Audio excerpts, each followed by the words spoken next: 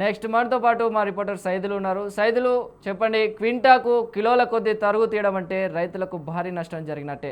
ఈ సమస్యపై కొనుగోలు కేంద్రాల వద్ద నిబంధనలు అమలు కావడం లేదా? ఈ విషయంపై ఉన్నతాధికారులకు ఫిర్యాదు చేశారా లేదా? ఏంటి అసలు? Good morning Chiranjeevi. ఇదైతే ఇప్పటికే మంత్రులు, ఎమ్మెల్యేలు ఆయా నియోజకవర్గాల్లో ధాన్యం కొనుగోళ్లపై ఇప్పటికే సమిష్టి ఏదైతే పూర్తిగా నిఘా పెట్టినప్పటికీ కూడా ఇది హామీలకే పరిమితం అవుతున్నాయంటూ కూడా విపక్షాలు ఇప్పటికే పెద్ద ఎత్తున ఆరోపణలు చేస్తా ఉన్నారు. ఇది 100% ఇది వాస్తవాన్ని కూడా రైతులు చెప్తున్నటువంటి పరిస్థితి కనిపిస్తోంది. ఒక పక్క తాలు తేమ పేరుతో దాదాపుగా మిల్లర్లు, ఇటు ఏదైతే సివిల్ సప్లై అధికారులు, ఏజెంట్లు వీళ్ళందరూ కూడా కుమ్మక్కై దాదాపుగా 5 కేజీల నుండి తరుగు తీస్తున్నటువంటి నేపథ్యంలో కూడా ఇప్పటికే రైతులు గగ్గోలు పెడుతున్నటువంటి పరిస్థితి కనిపిస్తోంది.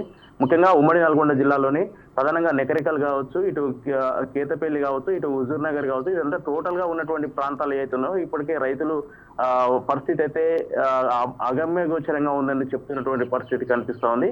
మొత్తంగా టోటల్ గా రబీ సీజన్ ఏదైతే పండించినటువంటి పంట ఏదైతే ఉందో పూర్తిగా ఇప్పటికే ధాన్యము కల్లాలలో పోసినటువంటి ధాన్యాన్ని 2 నెలలు గడుస్తున్నా గానీ పూర్తిగా జాప్యం జరుగుతుందంటూ రైతులు పెద్ద ఎత్తున ఆరోపణలు చేస్తా ఉన్నారు. ఆరుగాలం కష్టపడి పండించినటువంటి పంటకు సంబంధించినటువంటి విషయంలో ఇప్పటికే పూర్తిగా జాప్యం జరుగుతుందంటూ విపక్షాలు పెద్ద ఎత్తున, అదేవిధంగా రైతులు ఆరోపిస్తా ఉన్నారు.